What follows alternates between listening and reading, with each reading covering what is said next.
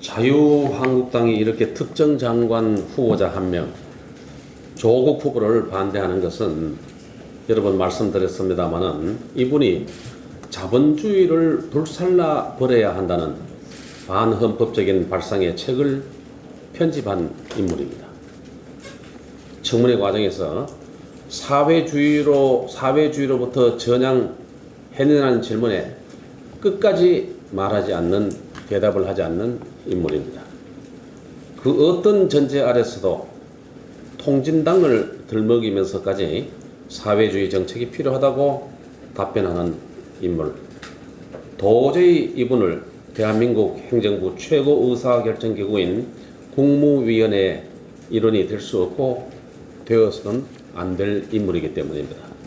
어제 한 전문기관이 자산 상위 10대 그룹 계열사 85개 상장사의 상반기 보고서를 분석해서 발표를 했습니다. 매출은 지난해 상반기보다가 1.1%만 줄어들었는데 영업이익은 45%가 줄어들었습니다. 반토막 난 것으로 발표를 했습니다. 10대 그룹 상장사 하면 흔히 말하는 대기업이 대부분인데 이들 기업마저도 겉은 멀쩡해 보이지만은 속은 골병이 들어가고 있는 모습입니다. 삼성그룹은 매출 5% 감소, 영업이익 54% 감소, SK그룹도 매출 5% 감소, 영업이익 60% 감소로 성적이 초라합니다. 이런 결과를 반영해서 국내 연구기관들이 금년도 성장률 전망을 더욱 낮추고 있습니다. 이 같은 저성장 흐름을 확인한 KDI도 어제 우리 경제에 대한 비관적인 평가를 내놓았습니다. KDI는 원래 작년 10월까지는 우리 경제를 정체된 모습이라는 표현으로 경기를 표현해 왔습니다. 그러다가 작년 11월부터 지난달까지 10개월 연속에서는 경기 부진이라는 단어로 경제 상황을 평가해 왔습니다.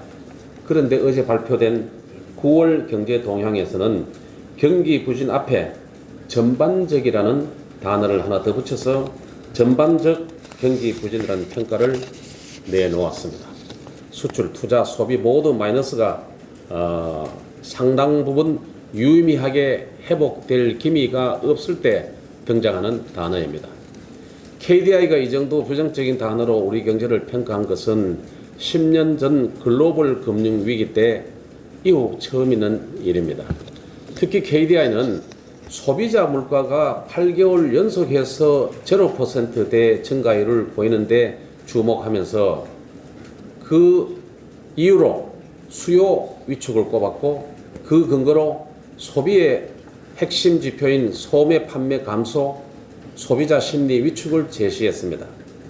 소득을 늘려서 소비를 살리고 그래서 투자를 늘린다는 소득주도 실험이 2년 만에 소득도 줄고 소비도 줄어드는 역설로 확인됐다는 점을 국책연구기관이 공식적으로 선언한 것입니다. 우리 경제가 굉장히 힘들고 기업하기 너무나도 어려운 상황인데 대통령 리스크의 먹구름 조국 태풍으로 경제는 조문 리스크의 블랙홀로 깊이 빨려 들어가고 있습니다. 이제는 한겨레와 경향과 같은 진보 성향 언론도 조국 후보자에 대한 지명 철회를 조심스럽게 요구하고 있습니다. 지금 우리나라는 경제는 붕괴, 안보는 실종입니다. 그야말로 되는 게 없는 나라입니다. 대전환 시켜야 합니다. 기업에 활력을 불어넣고 시장 경제 살려야 합니다. 성장률 회복시켜서 안 되는 게 없는 나라로 바꾸어 나가야 합니다. 이상입니다.